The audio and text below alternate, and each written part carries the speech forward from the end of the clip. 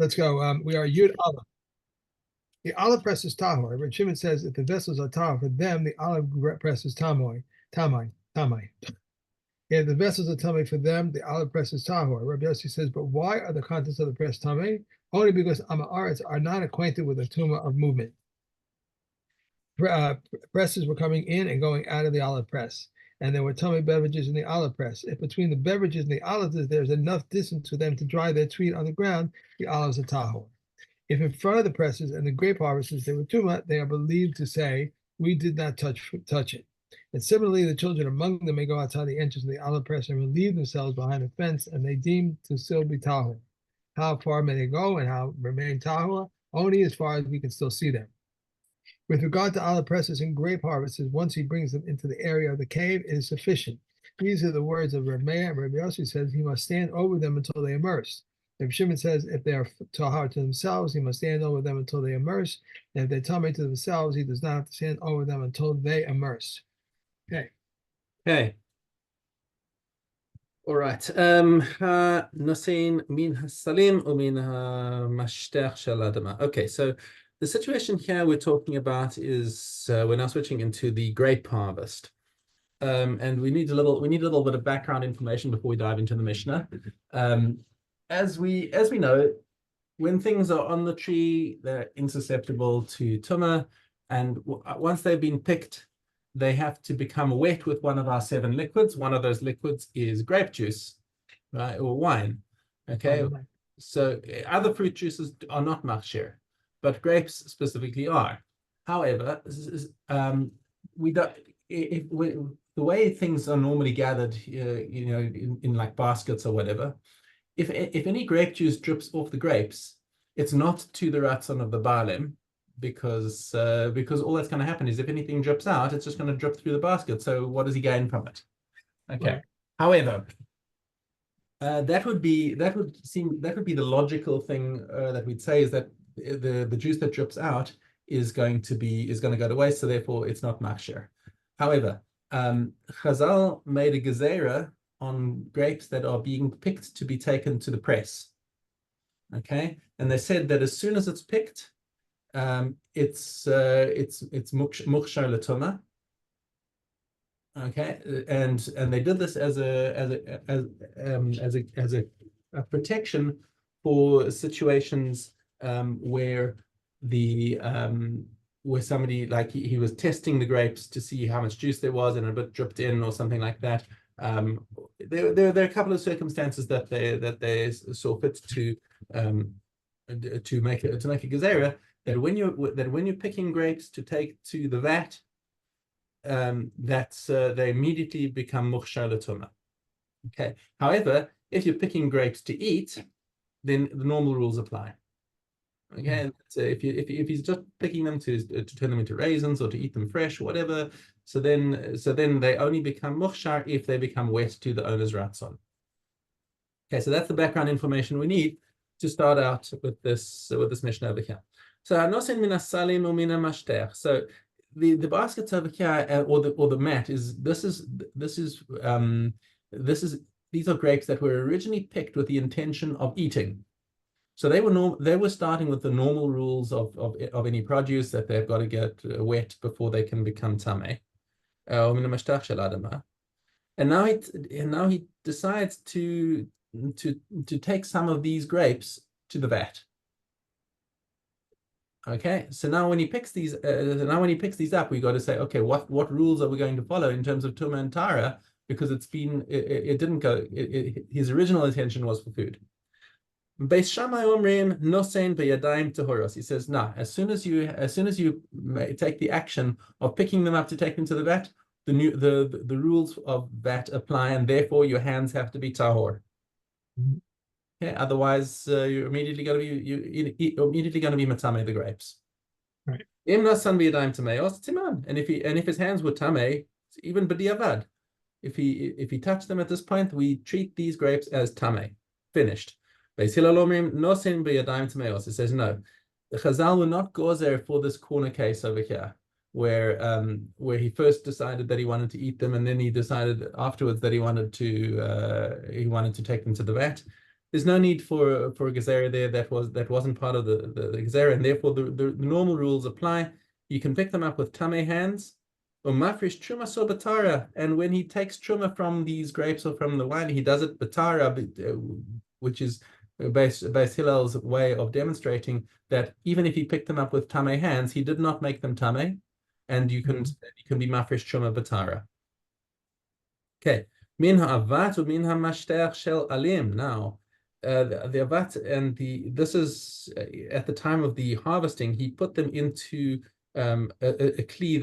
It's a big kli that you put your grapes in when they're going to the vat. So when we're saying min ha'avat u min ha'mashteach shel alim, that is code here in the Mishnah for they were originally picked with the intention of taking them to the vat. Hakol shavim. Everyone agrees. Shehu nosein biyadayim tohoros. He has to have tahor hands. Ve'im nasan biyadayim tameos timan. So yeah, everyone is in agreement. This is exactly the gezerah that Chazal made. Is that they are mukhsha l'tuma from the moment that they're picked. Okay. Hey, ha'ochel min hasalim. Okay, so the guy is busy eating from the basket or min ha'mashtech shel adama. So again, we're returning to the situation where they were originally picked for food. Af al pi she mevuka os umanatfos lagas. So even though they're broken open and they're dripping juice, and he walks over the wine press carrying these grapes, and a drop comes off one of these eating grapes and falls into the vat. No problem, because this liquid that comes out is not considered tamei. It's not considered. It wasn't part of the food aspect, and therefore we don't treat it as anything significant. It's not to the ratzon of the balim, does not become tamei. Okay, min ha'avat u min ha'mashteach shel alim. Once again, now we switch back to the grapes that were picked for the vat. Okay, now he starts eating from these. V'nafal mimenu gar ger yechidi. So he was eating from these grapes, and one grape now fell out of his hand and into the vat. Okay, so now we may have a bit of a problem. Im yesh lo chosam. Now, if it's got a chosam, a seal, in other words, if the stalk is still inside the grape, so it's still a sealed thing, and because if you pull the stalk out, that's where the juice is going to drip out of. So if it's still got a stalk in it, then you say it's tahor, okay, because there's no juice dripped out of there, and therefore it's still tahor. Im ein lo chosam, but if it hasn't got a chosam, then the juice is dripping out. Then the person's hands would have been matame that grape, and it will be matame the rest of. Oh, by the way, the grape. So if the reason why we say that this grape is not matame the rest of the vat is like we said that already it's mukhshar because it was picked for the vat. As soon as somebody touches it with tamei hands, that grape becomes tamei. Right. So if it now falls into the vat, why isn't it tamei everything else? The reason is because a grape is less than a kabeitza. Okay, so because a grape is less than a kabeitza, it cannot transmit tuma to anything else. Something less than a kabeitza can become tamei, but it cannot transmit tuma. Okay, so but that's when only for solids. If it's been opened and the stalk is no longer in place, then it's got liquids coming out of it, and liquids you don't have that minimum shear. So then everything in the vat is going to become tamei. Okay, naflu mimenu anavim. What happens if he dropped a bunch of grapes? Udrachan b'makom hamufne, and he pressed them in an open space. Okay, in other words, not in contact with the rest of the vat. Okay, but kabeit mechuvan, what it rests on what is the quantity of grapes that fell in that one spot. Okay, if it's exactly a kabeitza or less, then it'll be tahor. Now, why exactly a kabetza? Because it's yotze kabetza tame. But if it's more than a kabetza, then it'll be tame. Why? Shekevin sheyata tipa harishona nitmeis bekabetza. So if it's exactly a kabetza and the first drop comes out, then it's a kabetza minus a drop. So Right. then it won't become tame. But if it's more than a kabeta, then the first drop of juice that comes out becomes tame from a kabeta. Right, Vav, mi shahaya omeid umedaber al sfas habor. So there's a guy standing next to the vat, and he's talking, and while he's busy talking, a jet of spittle comes out of his mouth. Nitza tinora mipiv. Safek higia labor, safek lo higia, and we didn't see exactly where it went. Did it make it into the bore, or did it not make it into the bore? Sfeko tahor. So because in this case, the safek is tahor. Several explanations offered, maybe because it's a tumah mahaleches, because it's a moving tumah, or maybe it's just because you just didn't know.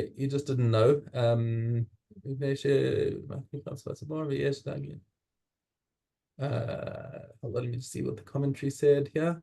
Because the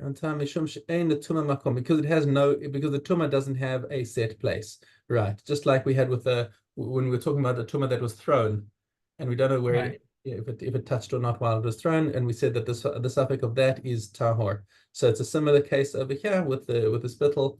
If the person himself, of course, was tame, that's where the question is, if would make his spittle tame. Okay. And we say if we don't know where it landed, then we don't have to assume any tumah. Okay. We're going to finish this tomorrow. We only have two Mishnayos here. Tomorrow, Zion and Ches. Yep, we're finishing tomorrow. Great. So then we move on to Mikvos. Mikvos. Okay. Zion. If one places clothes in the cubby hole of the bathhouse attendants, from Eleazar and Zari, it's ruled that they are tahor. But the comments say until he gives him the key, or seal until he makes it a sign.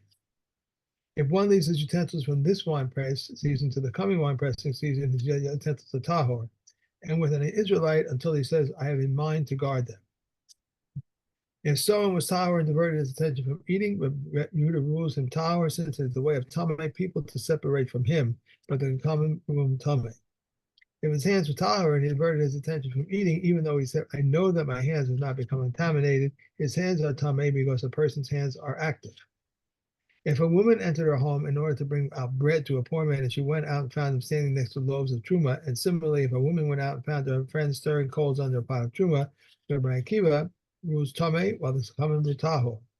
Eliezer ben Pila says, why does Akiva rule him tamei when the sages rule the tahor? Because women are gluttonous, and she is suspected of uncovering the pot of a friend in order to know what she is cooking.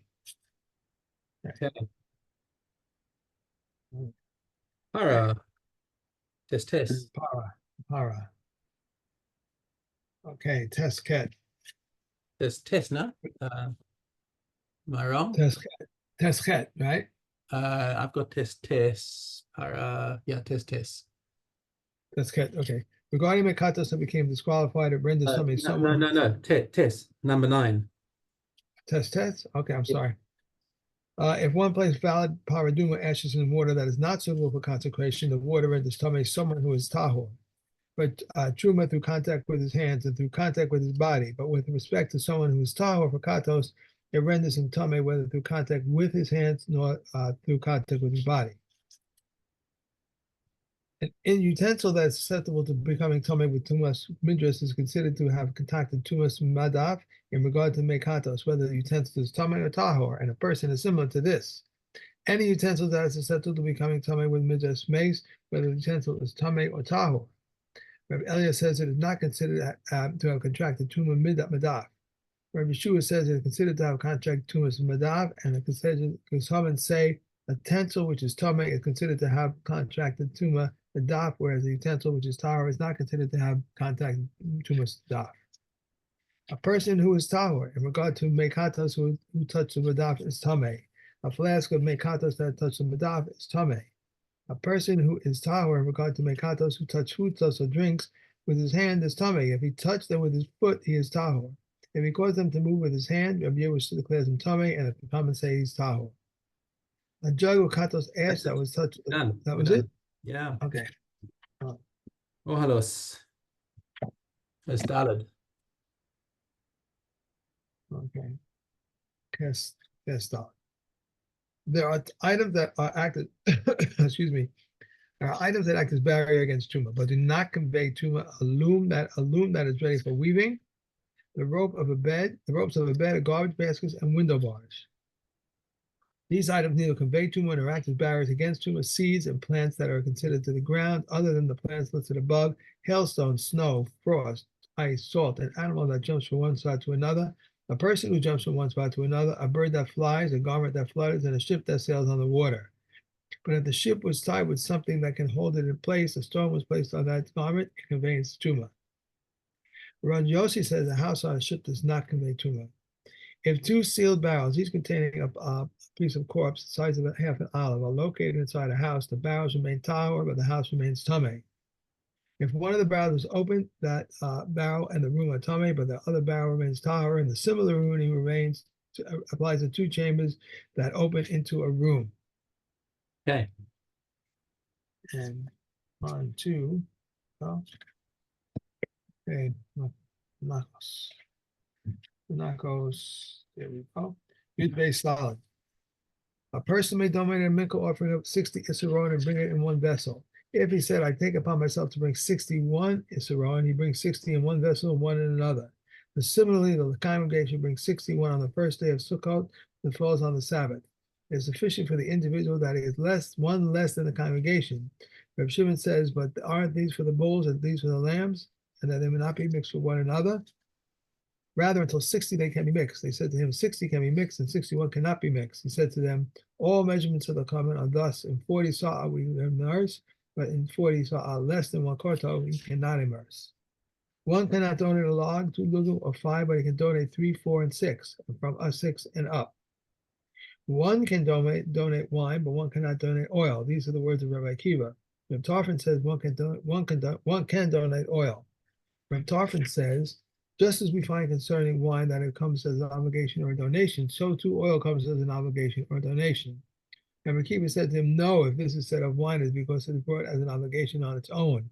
Can you say the same of oil, which is not brought as an obligation on its own?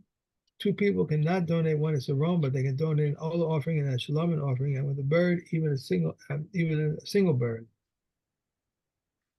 One more. So, if one said, I take upon myself to bring an Isaron, he brings one. If he said Isaronim, he brings two. If he said, I specified, but I don't know what I specified, he must bring 60 Isaron. If he said, I take upon myself to bring a mincha offering, he may bring whichever he wishes. Rabbi Yehuda says he must bring the mincha of fine flour, for that is the principal mincha offering. Okay. And Nazir. Gimel Dalet. If one says I'm a Nazir for 100 days, if one became Tamei on the day 100, he forfeits all. If Eliezer says he forfeits only 30. If he became Tamei on day 101, he forfeits I'm sorry. Go back a second. If he forfeits only 7, right? 7. One who says I'm a Nazir for 100 days, and if he became Tamei on day 100, he forfeits all. If Eliezer says he forfeits only 30, if he became Tamei on day 101, he forfeits 30 days. If Eliezer says he forfeits only 7.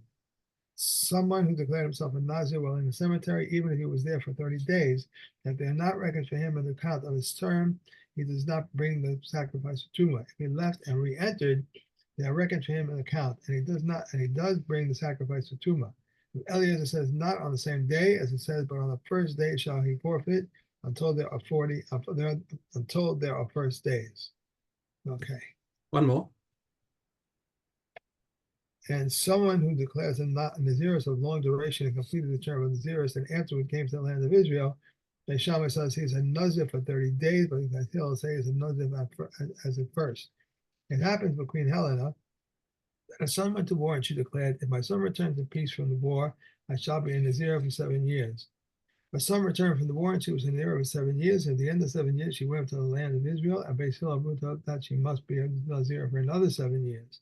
At the end of these 7 years, she became tummy, and so it resulted that she was near for 21 years. Rabbi Yehuda said she was in Nazir for only 14 years. Yeah. And Orla. Orla. Go. Base Aleph. Truma, Maisa of the Maichal and Koram avoided in 101 and combined with one another and was take off. Orla and Kalaya Karam avoided in 2 and 100, combined with one another and one need not take off. Reb Shimon says they do not combine. Reb Eliezer says they combine when impairing a flavor, but not to forbid. Truma avoids Orla and Orla Truma. But how so? If a saw of Truma fell into 100 and afterwards 3 cobs of Orla or 3 cobs of Kalel Hakarim fell into it, this is when the Truma avoids Orla and Orla Truma. Orla avoids Kalayim and Kalayim Orla and Orla. How so? If a saw of Orla fell into 200 and then a little more than a saw of Orla and a little more of a saw of Kalei Hakayim fell in, this is when Orla avoids Kalayim and Kalayim avoids Orla and Orla. Okay. That's it. All right. Okay. Have a great day. You I'll see you too. tomorrow. No, I see this. This should be not. Right. Okay. Okay. Thank you. Bye. Bye.